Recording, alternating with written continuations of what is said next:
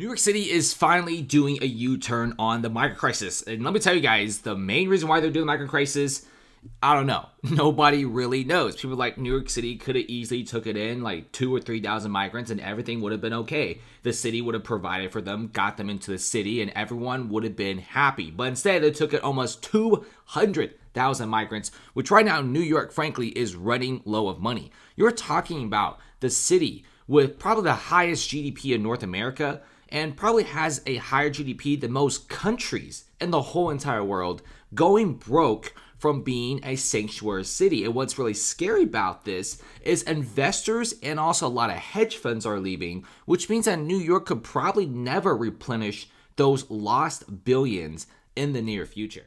Look at this turnaround from New York City Mayor Eric Adams, who is a big advocate for New York City to become a massive sanctuary city. He's also the one that's turning hundreds of hotels in New York and even try to do a condo building and make them all into migrant shelters. New York is just one giant migrant shelter at this point. Why even go there?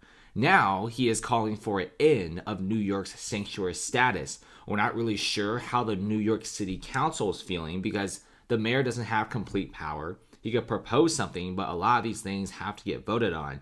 But apparently what I've been hearing is the city council doesn't want to do this. They don't want to work with ICE. They don't want to deport anyone. And at the end of the day, they still want to be a sanctuary city. In fact, many people in the city council want more migrants in. Guys, it's 200,000 people already. They can't take in any more. If you're asking the city to go broke and bankrupt, I mean, just keep going, I guess. And during a town hall meeting, the mayor states that New York needs to start modifying these laws and be more flexible. Even the New York governor, being such a big advocate for the sanctuary city, is even turning her back on it, saying that there is a money problem and there needs to be some sort of border security. Wow, never thought I'd hear that from these guys. Now, one of the biggest things for the mayor and the New York governor is to make sure that New York City is healthy. And the best way to do it is to have as much money as possible. But right now they're spending $12 to $15 billion, not really sure if they could really squeeze it out. The next couple years, if there's still a migrant crisis in New York City, the scary part is they don't know where to find more money for the migrants. And Adam says we're required to feed the migrants. Absolutely, right? What are you going to do? Like let them starve? You can't do that. You got to feed them. But another thing is, when you have $53 million of prepaid debit cards for the migrants, that doesn't seem to add up right. Migrants also get like $14 a day or $13 a day for benefits, whereas Americans get like $8 to $9. So there's also a talk of fairness in the situation because people also feel like a lot of this stuff just simply is not fair at all, right? And $53 million of prepaid debit cards, this could easily help a lot of other people in New York City. People who are getting gentrified, people in Harlem who are sleeping on the streets, and they can't even live in like an empty condo building. I mean, New York City is just a massive mess. Not to mention, they don't have their priorities straight. We're seeing the NYPD not really doing much. They're shoplifting everywhere. Not to mention, patrols and subways are down. Subways in New York City are some of the most dangerous places to go to right now. There's even random attacks. That is something not where I want to go. New York is no longer the place to be. Guys, it's 2024. There's so many better cities out there to go from. You have plenty to choose. And look at this. Taxpayers are also fleeced. You spend $5.7 billion on the latest bids, but there are no bid contracts, and they're super duper expensive.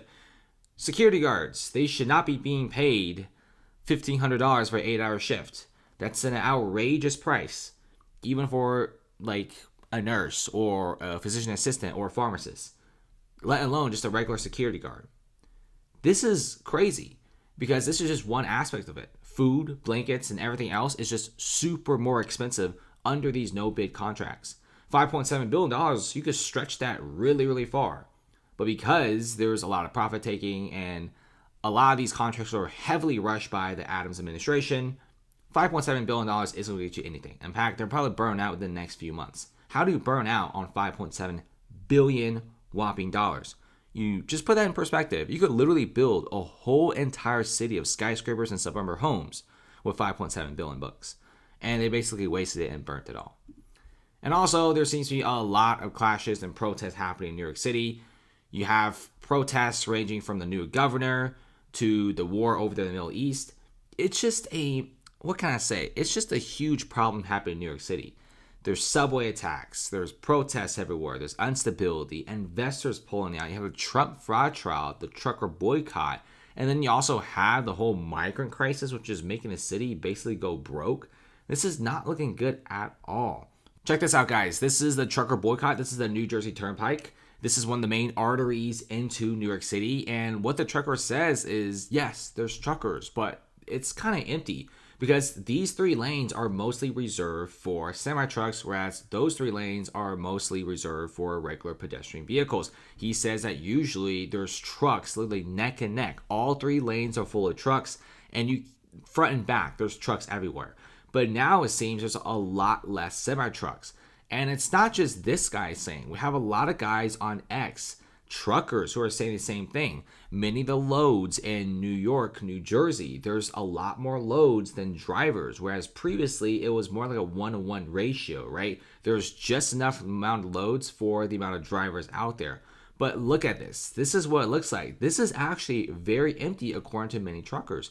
Because, like I said, this is very close to New York, about 30 to 50 miles. This is getting to the heart of New York City. This is when you'd be seeing a massive amounts of semi-trucks being loaded up. We're seeing about a 20% of truckers boycott New York City, which is an enormous amount of number.